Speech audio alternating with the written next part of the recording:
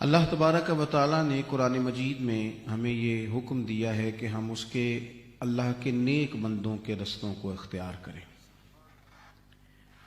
یا ایھا الذین آمنوا اتقوا اللہ وکونوا مع الصادقین، اے ایمان والو اللہ سے ڈرو، سچوں کے ساتھ رہو۔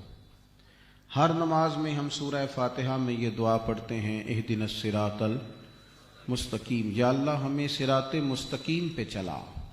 کیا ہے صراط مستقیم؟ صراط الذین انعمت علیہم، ان لوگوں کا راستہ جن پر تو نے انعام کیا۔ ان انعام یافتہ لوگوں کا ہمیں رستہ عطا فرما۔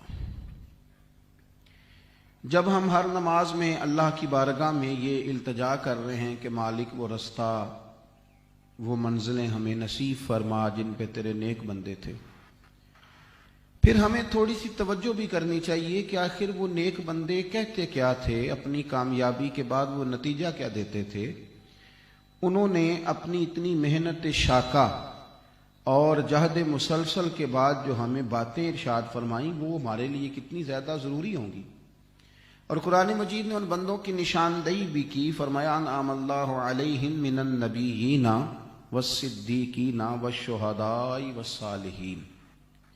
یہ انعام یافتہ بندے نبی ہیں، صدیق ہیں، شہید ہیں اور صالحین ہیں۔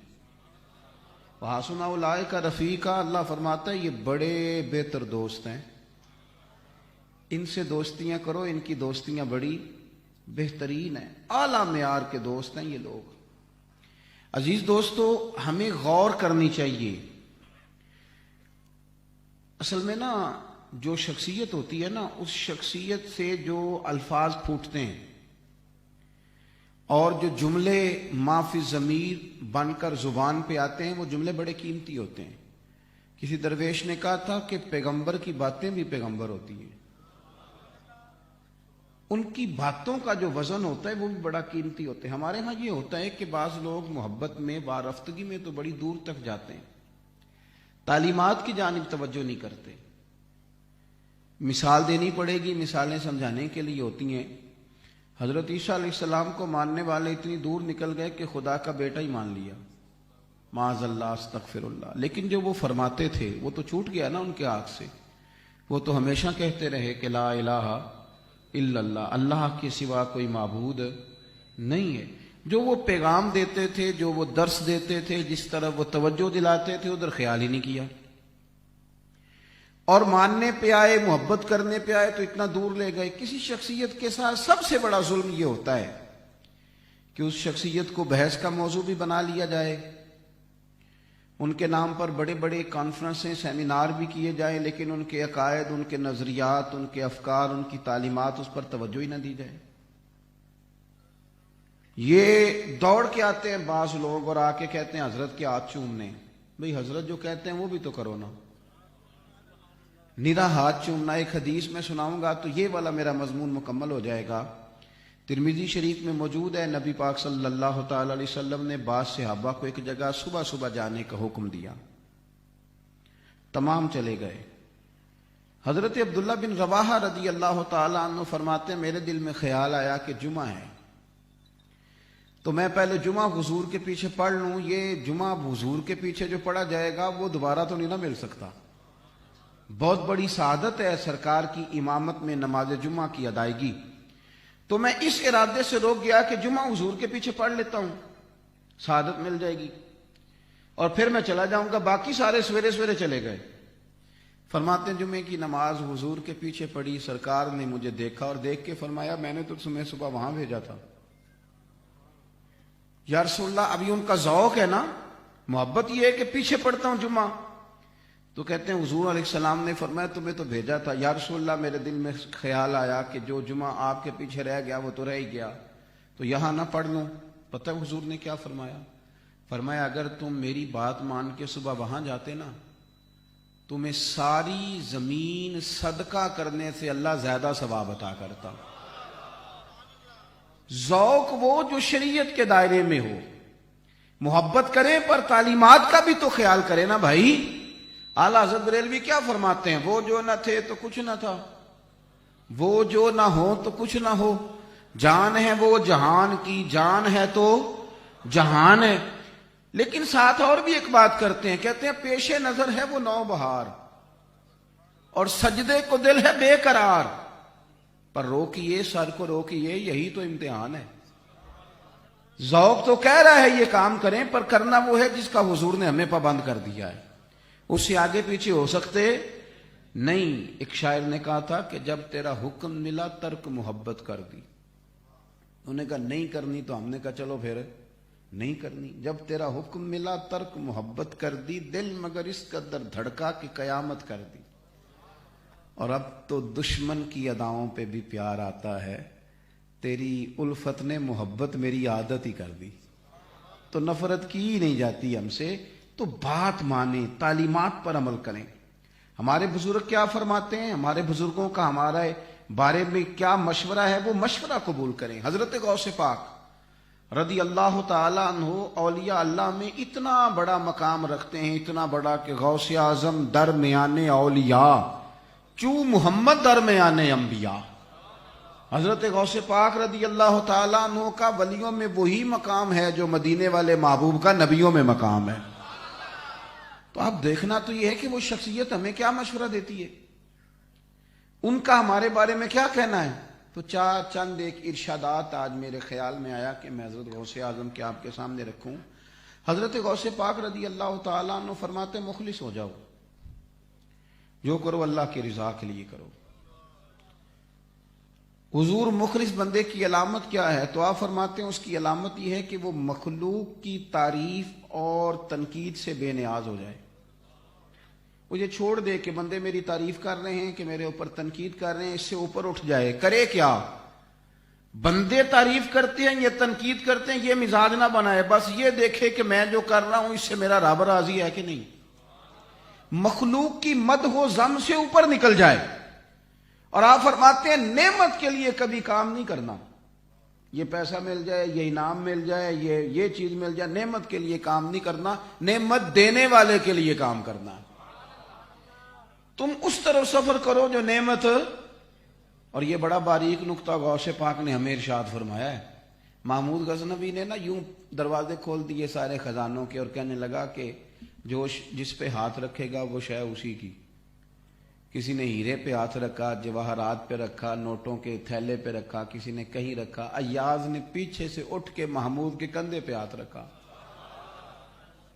تو محمود کہنے لگے یہ کیا بات ہوئی. کہنے لگے اپنے وعدے پہ پکے ہونا, جو شاید جس پہ ہاتھ رکھے وہ اسی کی ہو جائے گی. تو بس پھر میں نے بھی جہاں جو چیز مجھے چاہیے تھی. محمود کہنے لگے تو سیاںا نکلا ہے, باقیوں نے خزانے چاہے ہیں, تو نے خزانے والا چاہا ہے. تو حضرت غوث پاک فرماتے ہیں کہ نعمت کے پیچھے بھاگنے سے بہتر ہے نعمت والے کی طرف دیکھ. اگر خلاق عالم راضی ہو گیا تو وَيَرْزُقْهُ مِنْ حَيْثُ لَا يَحْتَسِبُ, وہ تو وہاں سے دے دے گا کہ تیرا کبھی گمان بھی نہیں گیا ہوگا. ہم نا دینی لوگوں سے بھی گزارش کروں گا, لوگ شاباش دیں تو بندے کام اور کرتے ہیں, لوگ تھوڑی تنقید کر دیں تو بندے رک جاتے ہیں. یہ تو نہ کریں میرے بھائی. مخلوق کی مدح و ذم میں کیا رکھا ہے. بڑے سارے لوگ ہیں جن کو لوگوں نے کوئی بہت بڑا ولی اللہ نہیں جانا. میں اکثر کہتا ہوں کہ نبیوں کے ساتھ بڑی بڑی فوجیں نہیں چلی, 4-5 لوگوں نے کلمہ پڑھا, پر نبی کامیاب ہو کے گئے, اس لیے کہ جو ڈیوٹی وہ کرنے آئے تھے وہ ڈیوٹی انہوں نے پوری دی. تو حضرت غوث پاک رضی اللہ تعالیٰ عنہ ارشاد فرماتے ہیں کہ یاد رکھو اخلاص یہ ہے کہ مخلوق تعریف کرے یا تنقید کرے, تم نے اپنے رب کی رضا کی جانب دیکھنا ہے. دوسری بات حضرت غوث اعظم فرماتے ہیں کہ دین ان لوگوں کا برباد ہو جاتا ہے جو علم پر عمل نہیں کرتے, اور فرماتے ہیں ان کے لیے بھی بربادی ہے کہ اس چیز پر عمل کرتے ہیں جن کا انہیں علم ہی نہیں. نماز کا علم ہے نا, ہمیں ہے کہ نہیں, زکوٰۃ کا ہمارے اوپر آج فرض ہو تو علم ہے نا, ماں باپ کی خدمت کرنی چاہیے, علم ہے اس بات کا, بال بچوں کی تربیت صحیح کرنی چاہیے, علم ہے نا اس بات کا, یہ حلال ہے یہ میرے لیے حرام ہے, اس کا علم ہے نا. فرماتے ہیں جس کا علم ہے اس پر تم عمل نہیں کرتے, اور جس کا علم نہیں. بعض لوگوں کو معرفت چاہیے, وہ بڑی بڑی گہری باتیں کرتے ہیں. اللہ کے بندے معاذ اللہ نماز روزے سے دور ہے, اور کہتے ہیں میں تمہیں بتاتا ہوں بڑی معرفت کی بات, بھائی اس کا تو تمہیں علم ہی نہیں. جس کا علم نہیں اس کے پیچھے بھاگتے ہو. جس کا پتہ ہے وہ تو پہلے کر لو.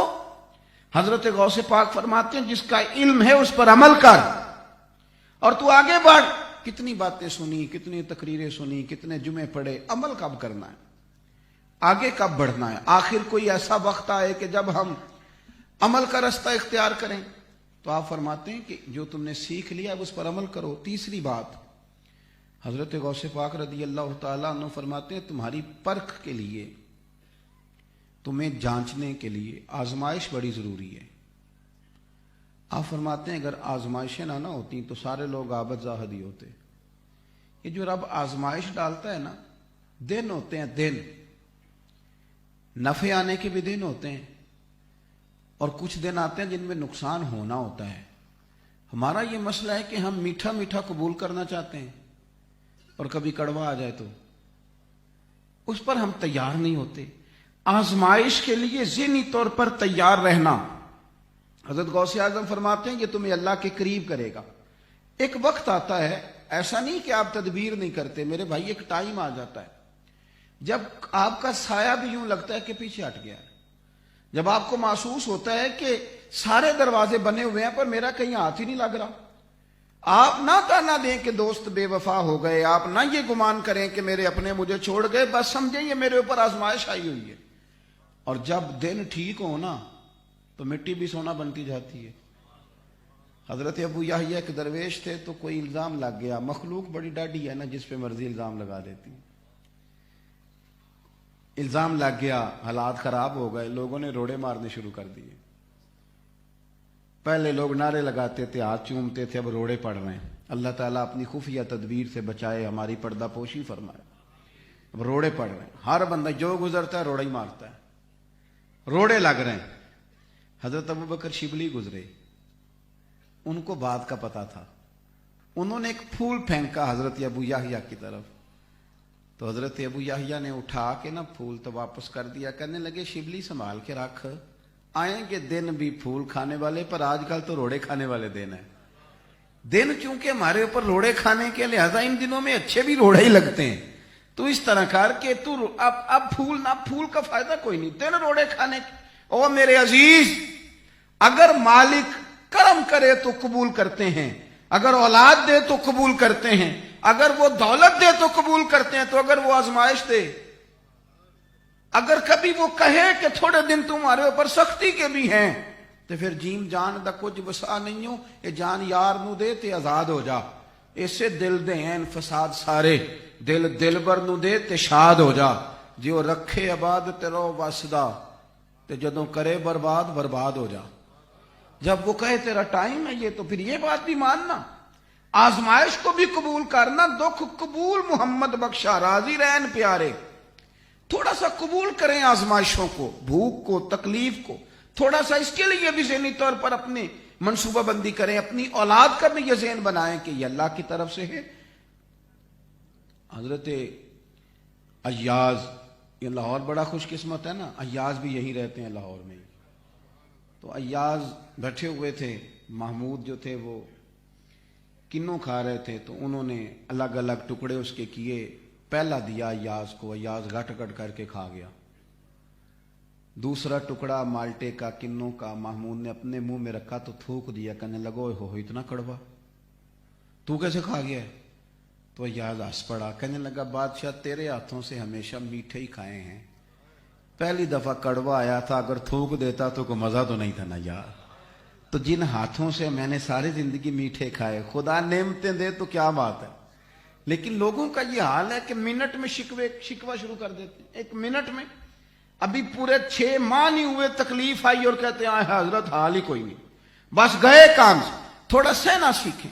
دکھ قبول محمد بخشا, راضی رہن پیارے.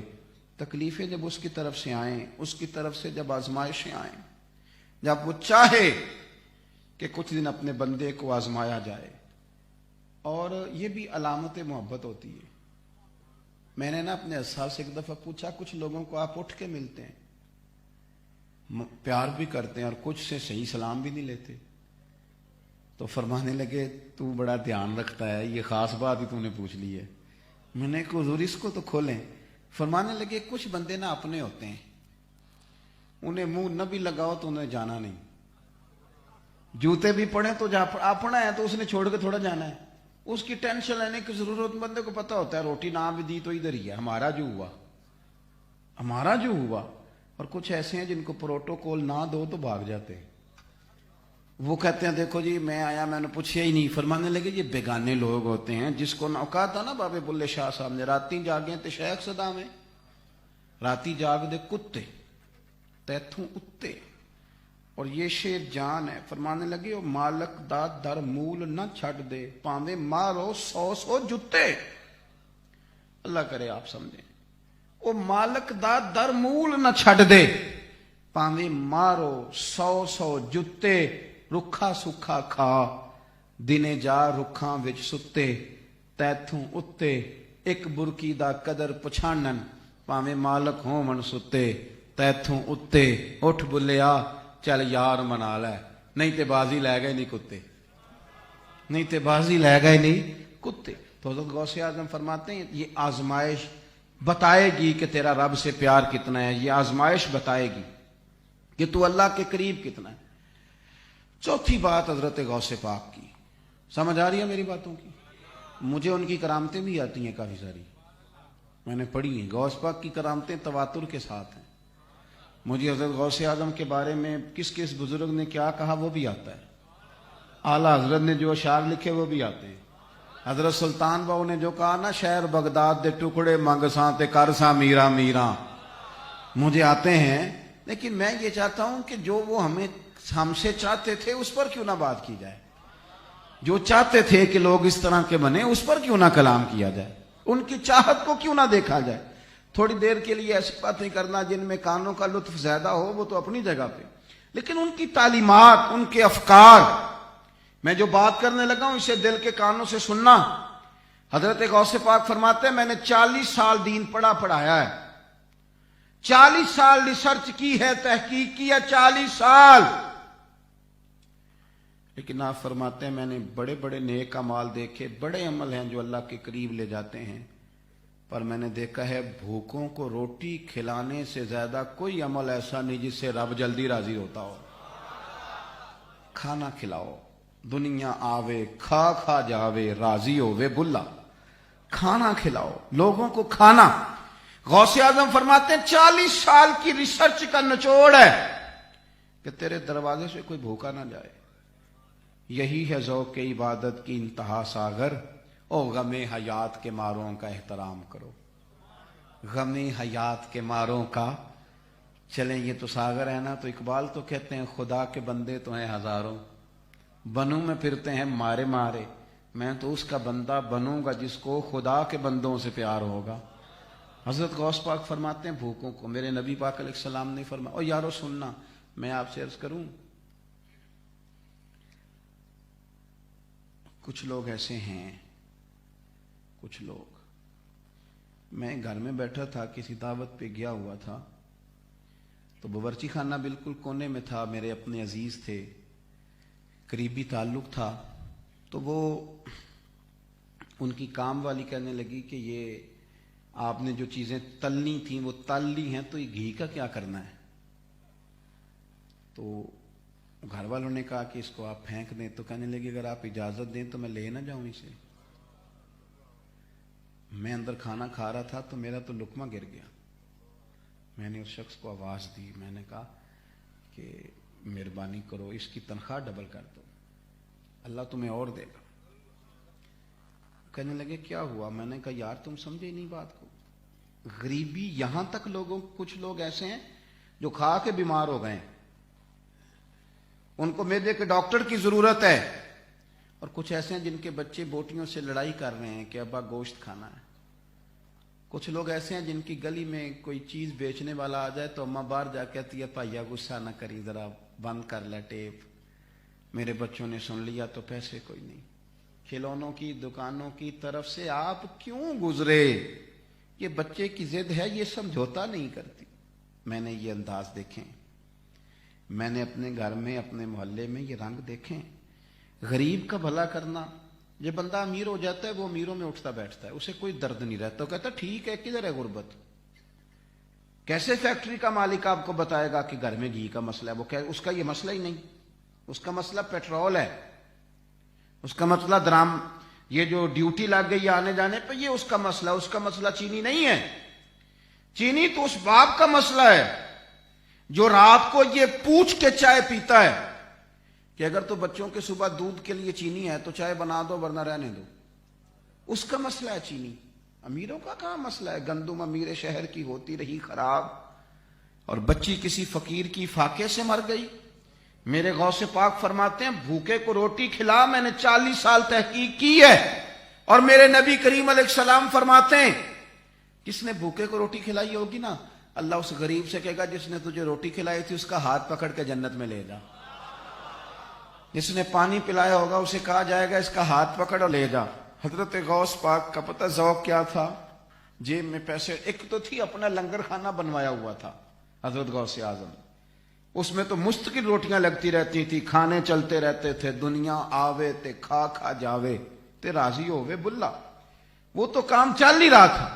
ایک میرے پیر کا، میرے غوث پاک کا یہ طریقہ تھا کہ جیب میں پیسے ڈال کے نا تو میرے مرشد ہوٹلوں پہ جاتے، نان بائی کی دکان پہ جاتے، اس کو کونے میں بلا کے کہنے لگا یہ 100 دینار رکھ لے، کوئی ماڑا آ جائے نا تو عبد القادر کے نام کی روٹی کھلا دینا، پیسے رکھ لینا، کوئی غریب آ جائے نا اسے رسوا نہ کرنا، اسے غوث پاک کے نام کا لنگر کھلانا۔ 100 گھر تھا مدینے میں،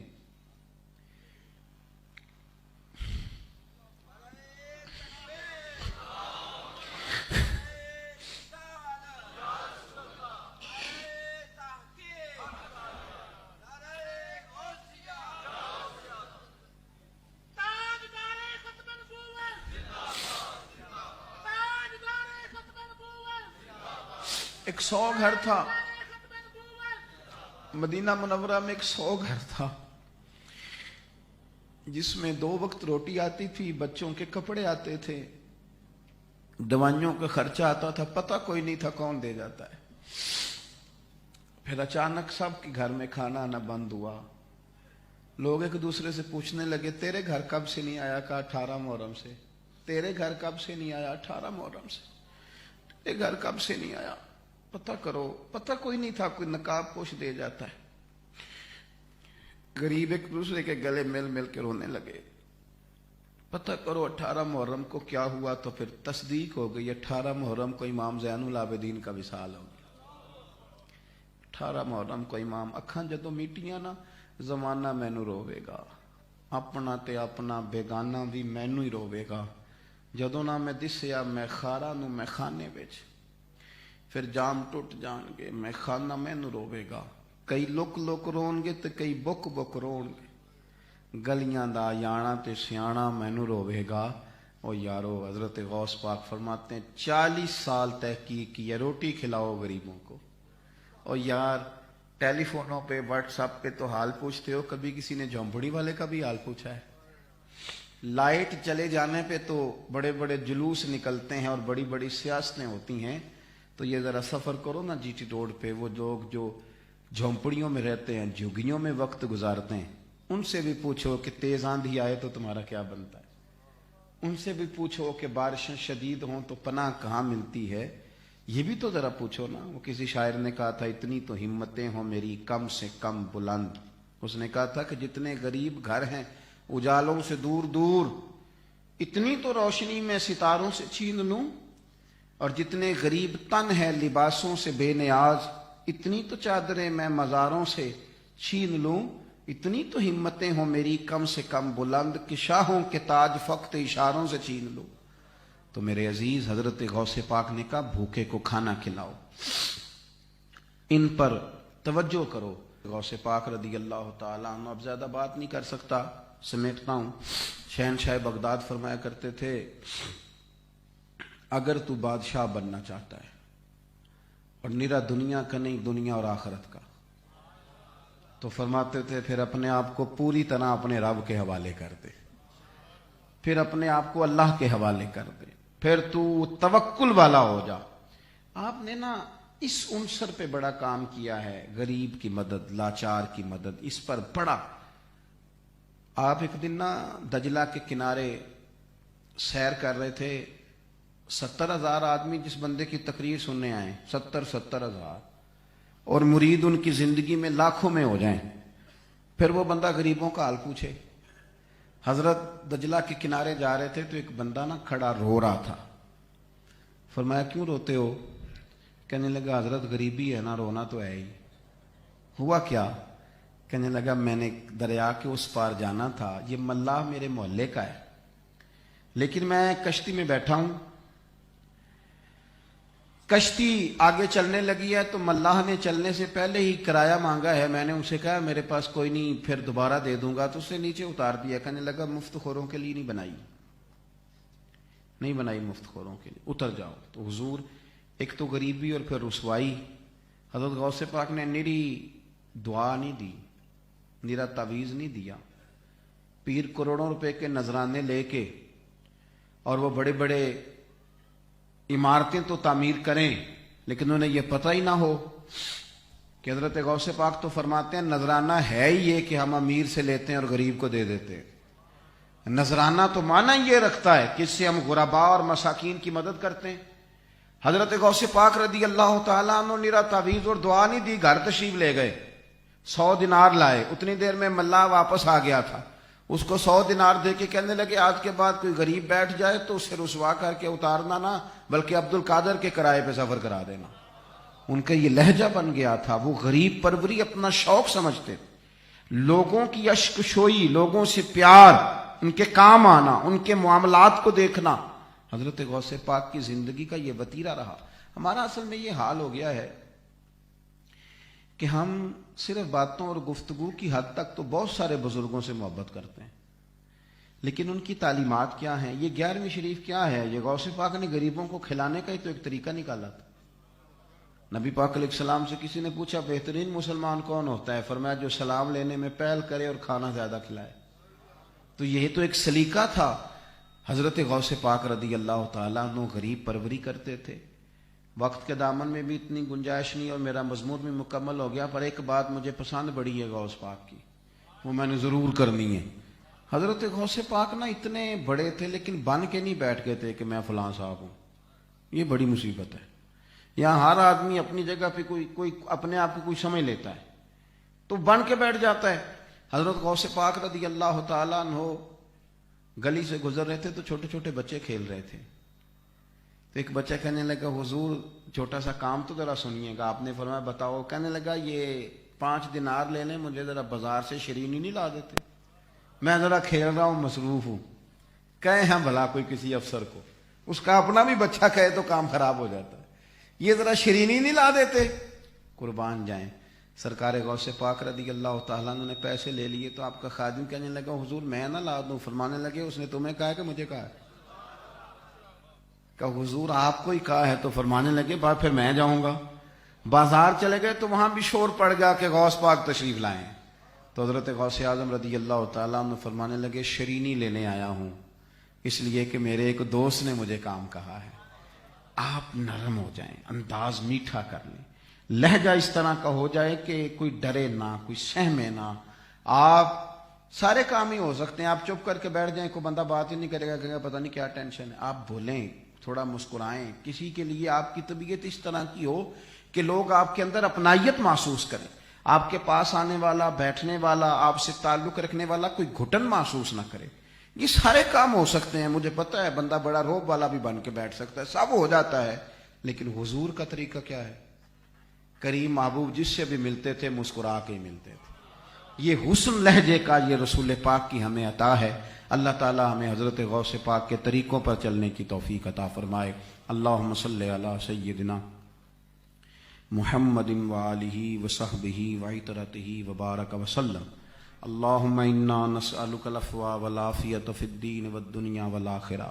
اللہ تعالی ہماری اس حاضری کو سرکار غوث پاک کی بارگاہ میں قبول فرما۔ اس تمام کا ثواب سید عالم علیہ السلام کے وسیلہ نور سے حضرت غوث پاک کی بارگاہ میں پیش کرتے ہیں، جو لنگر پکایا اسے پیش کرتے ہیں، اللہ قبول فرما۔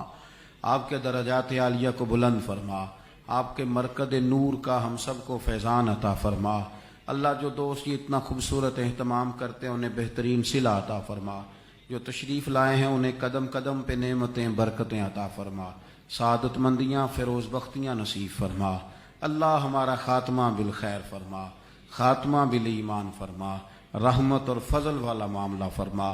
اللہم رب اغفر وارحم وانت خیر الراحمین۔ اللہم انا نسألک العفو والعافیۃ فی الدین والدنیا والآخرہ۔ اللہ کچھ لوگ بخار میں مبتلا ہیں اور ڈینگی بخار میں مبتلا ہیں، ان کے لیے دعا کرنے کو کہا گیا۔ اللہ کل کو شفائیں عطا فرما۔ ہمارے ایک دوست کے والد کو اچانک فالج کا اٹیک ہوا، دعا کے لیے کہا گیا، اللہ انہیں بھی شفا عطا فرما، تمام بیماروں کو شفا دے دے۔ اللہ ہم سب کا خاتمہ بالخیر بالایمان فرما دے۔ اللہم رب اغفر وارحم وانت خیر الراحمین، وصلی اللہ تعالی علی حبیبہ محمد۔